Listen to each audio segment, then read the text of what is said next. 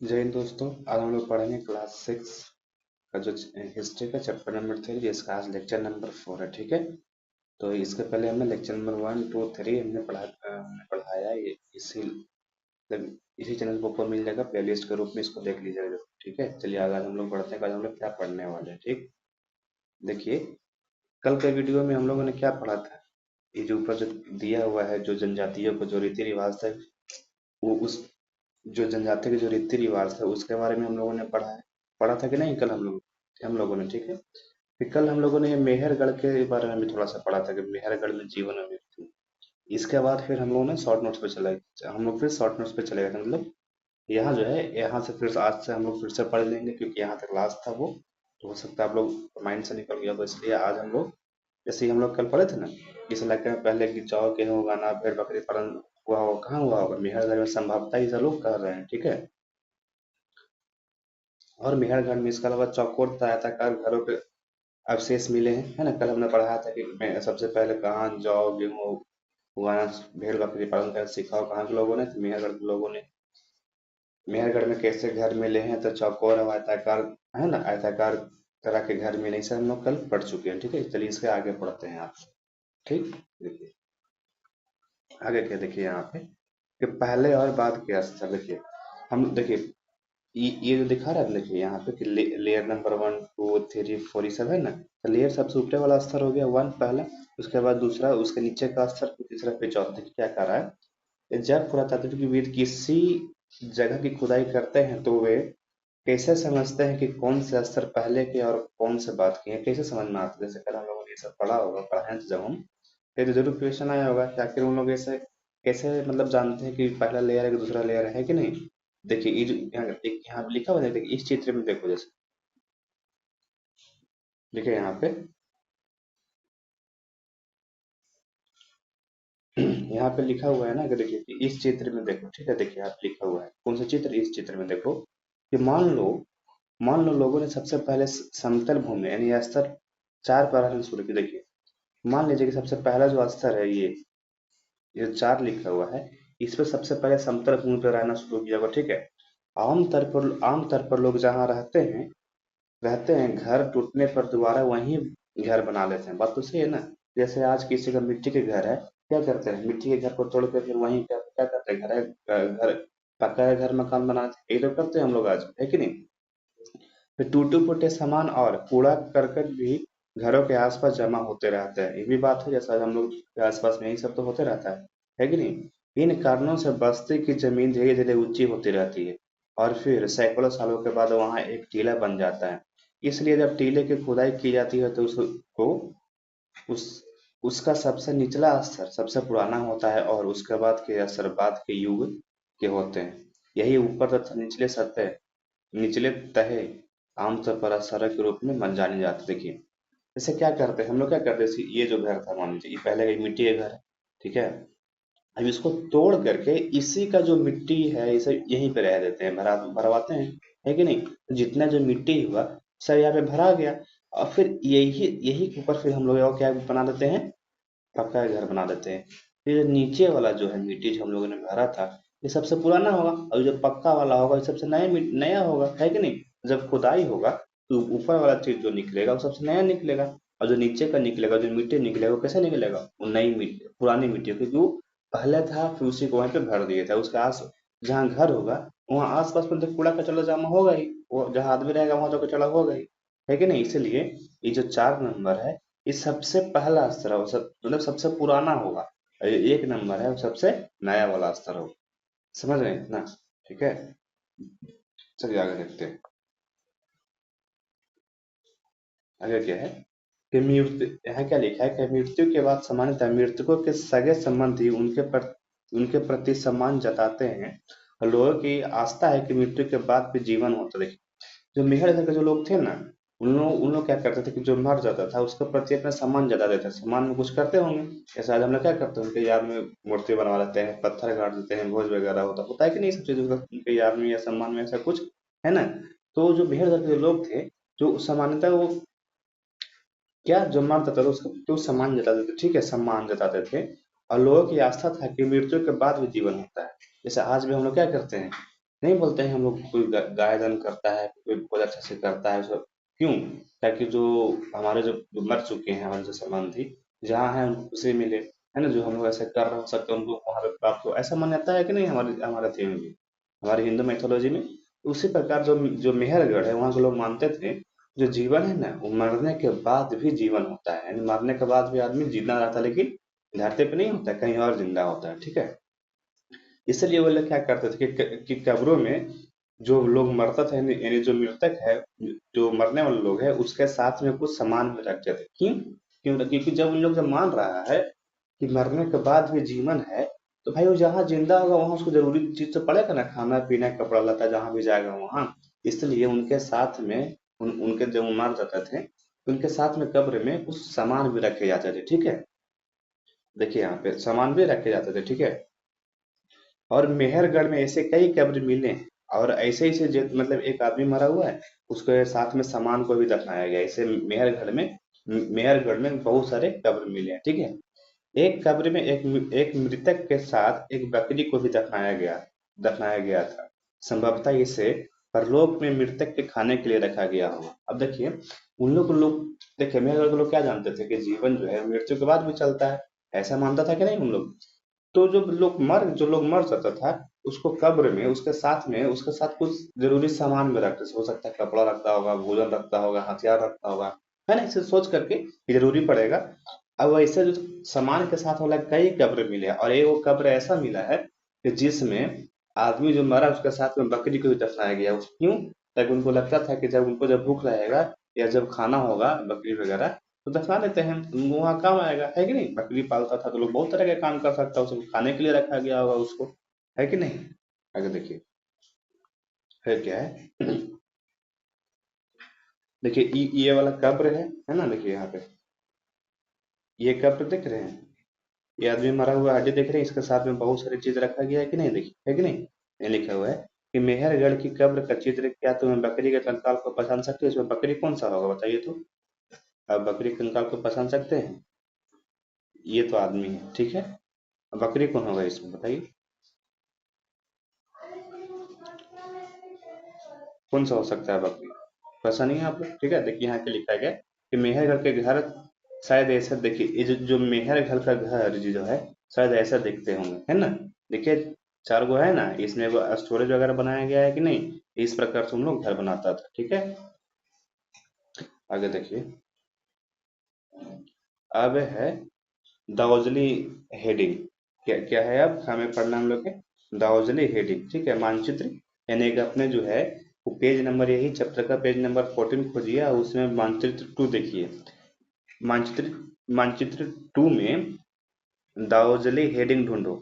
यह पूरा स्थल चीन और म्यांमार की ओर जाने वाले रास्ते के ब्रह्मपुत्र की घाटी में एक पहाड़ी पर, देखिए तो चीन है, इधर में चाइना बैठा हुआ है, इधर म्यांमार है, ऐसे तरह से। तो ये जो घाटी है ना, यहाँ से आ रहा कौन? ब्रह्मपुत्र नदी, ठीक है? ठीक। तो इसका जो चीन और म्यांमार जाने वाले रास्ता में जो ब्रह्मपुत्र नदी है, उसके घाटे में मिला है ये स्थल, कौन सा स्थल मिला है? दाउजली हेडिंग मिला है, ठीक है? यहाँ क्या मिला है? यहाँ खरल यहाँ खरल मसले जैसे पत्थर के उपकरण मिले थे। यहाँ पे क्या मिला है कि खरल और मूसल जैसे पत्थर के उपकरण मिले हैं। इससे पता चलता है कि यहाँ के लोग भोजन के लिए अनाज उगाते थे। देखिए ये जो जो मूसल मिला है ना, मूसल का क्या प्रयोग होता था बताइए? अब खरल अनाज को कूटने के लिए। तो ये जो मिला है, तो इससे क्या पता चलता है कि यहाँ के लोग जो थे वो अनाज उगाते थे, ठीक है? इससे ये पता चलता है। साथ ही यहाँ यहाँ से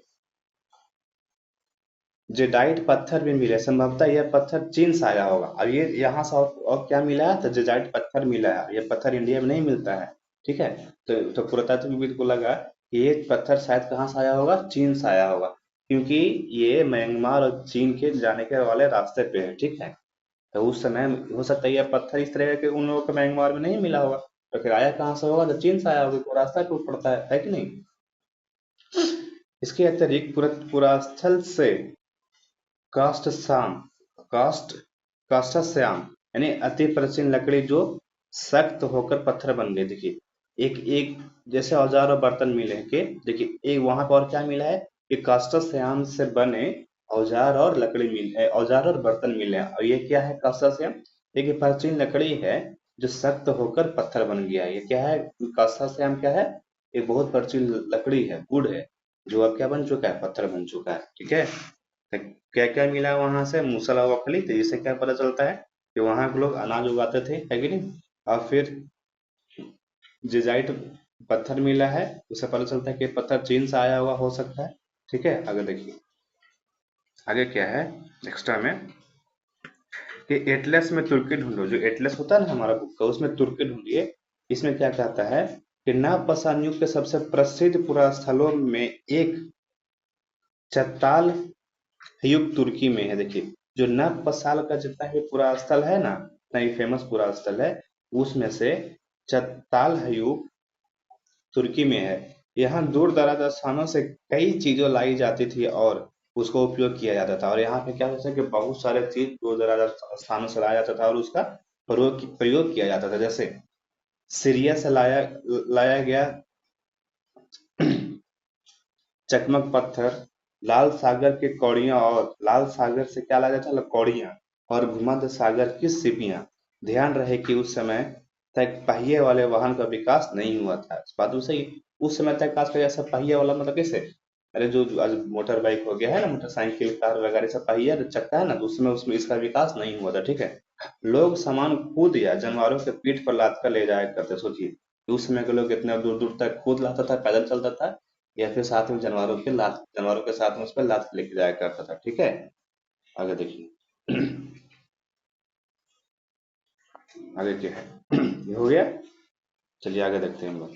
चलिए, ये है आप लोगों का शॉर्ट नोट्स, है ना? मेहरगढ़ में जीवन मृत्यु के जो सूक्ष्म निरीक्षण है, जो हम लोग कल पढ़ाया था, उससे उसके जो शॉर्ट नोट्स लिख रहे होंगे, तो जहाँ से खत्म हुआ होगा ना, वहां से ही लिखना है। ठीक है, वीडियो को रोक लिए होंगे, लिख लिए होंगे आप लोग। आगे बढ़े हम लोग। जैसे भौगोलिक स्थिति क्या है, मेहरगढ़ कहाँ है ना? कृषि और पशुपालन की शुरुआत, यहाँ पे क्या क्या मिला है, घरों के बनावट कैसा थे, ठीक है, चौकार आयताकार, ये सब देखिए जरूरी है, जितना भी पढ़ाया गया है। ठीक है, चलिए आगे बढ़ते हैं। लिख लिए होंगे इसको आप लोग।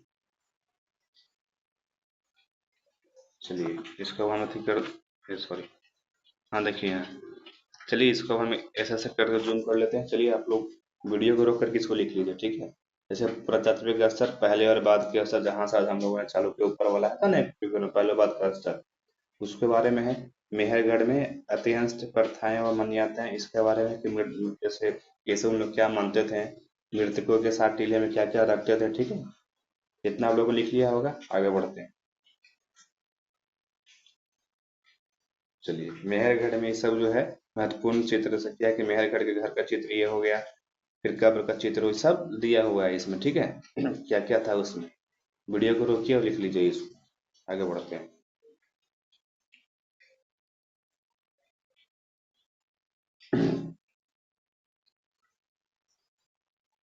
चलिए, ये हो गया। ये देखिए, पशुओं के अवशेष का विकास, ये सब हो गया। जैसे हिरन को हड्डियां आदि में, मेहरगढ़ में अत्यंत प्रस्थायक कब्र, अगर इसको शायद पहले भी हो चुका है क्या, मानव कंकाली वाला में? नहीं। चलिए देखिए, इसको रोकते हैं वीडियो अब, इसको लिख लीजिए। दाऊदली हेडिंग, पूर्वी भारत का पूरा स्थल, जैसे कहाँ है, तो जो म्यांमार पूरब में है ना, तो इसलिए पूर्वी भारत में आ जाता है। ये हो गया।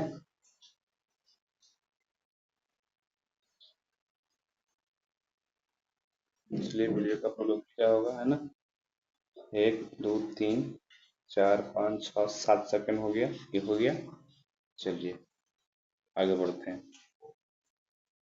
आज का सवाल, लेकिन इसको पहले हमको रखना होगा, क्योंकि सब यहीं पे आ गया इसका आंसर, इसको मिटाना होगा ना। देखिए पहला क्या है कि जनजातीय समाज में जमीन, जंगल और जल स्रोतों पर किसका अधिकार होता था? बताइए, तो कल हमने पढ़ा था ना, ये किसका अधिकार होता था बताइए? तो केवल कबीले के मुख्य राजा, पूरे कस्बे यानी कबीले के, ये अमीर गरीब व्यक्तियों के, केवल पुरोहितों का? तो इसका ऑप्शन नंबर बी हो जाएगा, सबका होता था ना। कि भौगोलिक दृष्टि से मेहरगढ़ किस दर्रे के पास एक हरा भरा समतल स्थल है? बुलंद दर्रा, नाथुला दर्रा, बेखार दर्रा या काराकोरम दर्रा, बताइए। ये हो जाएगा बुलंद दर्रा, इसका ऑप्शन नंबर बी हो जाएगा। कल हमने पढ़ाया था इसे, ठीक है। इसको क्वेश्चन करने से क्या होगा, आपको पूरा रिवीजन हो जाएगा, ठीक।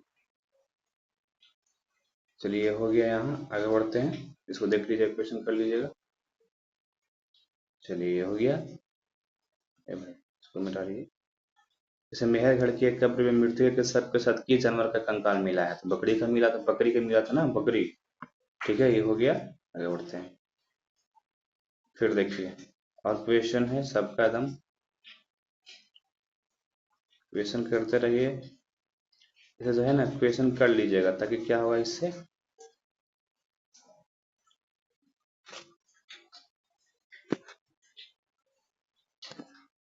ठीक है। फॉसिल वुड का अर्थ क्या है, ये हमने पढ़ाया, आपको जस्ट पीछे ही पढ़ाया था इसको। चलिए हो गया, ये हुए क्वेश्चन, आज का लास्ट क्वेश्चन है ये, इसको देख ली, इसको याद, ऑप्शन नंबर देख लीजिएगा, इससे क्या होगा, याद हो जाएगा आपको, ठीक है। चलिए आगे बढ़ते हैं। जैसे नापासर काल में चताल हुक्स में सुदूर क्षेत्रों से व्यापार की जाने वाली वस्तुएं को कैसे लाया जाता था? तब सब पहिए, मतलब खुद से पैदल जाता था और जानवरों को पीठ पर लाद के लाता था। ये तो हमने लास्ट में पढ़ा है कि नहीं।